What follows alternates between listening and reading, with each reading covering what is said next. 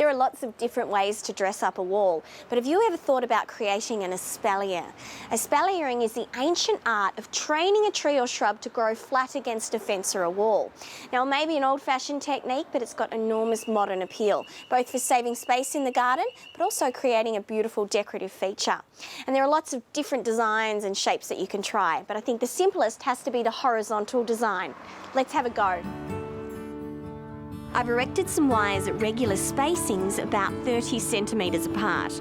I've just used simple eye bolts and drilled them into the fence posts, making sure the wires are nice and tense.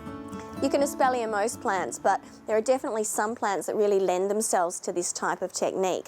So a lot of the fruit trees work really well, things like apples, pears, quinces.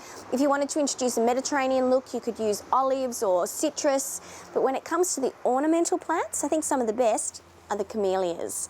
So particularly the Sisenko camellias or some of the hybrids. They've got these wonderful pliable branches that you can really manipulate. Plus, of course, you get the bonus of evergreen foliage and spectacular flowers. This is a great example. This is one called Paradise Blush, which has these lovely small semi-double white flowers that are blushed with pink. And being a Sisenko, it's absolutely smothered in flowers from autumn onwards. The idea of an espalier is really quite simple. You want to train the plant to fit the design. So for a pattern like this, I'm looking for lateral branches which I can fasten and train to these wires. I'm using flexible ties that will accommodate the plant as it grows. Initially, you'll want to use ties at fairly regular intervals, like every 20 centimetres or so.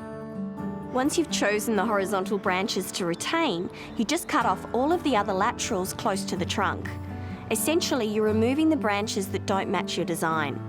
You can also prune the tips of these branches back to the same length if you want to. There, how easy was that? Now, once you've done your initial pruning, you'll need to maintain the plant to keep that shape, and that could mean pruning up to 3 times a year. Now, if you're dealing with deciduous plants, you would do most of that major pruning in the winter time. But with an evergreen flowering plant like the camellia, which blooms through those cooler months, I'd wait until after it's finished flowering before you do your serious pruning, just so you don't lose any of those magnificent flowers.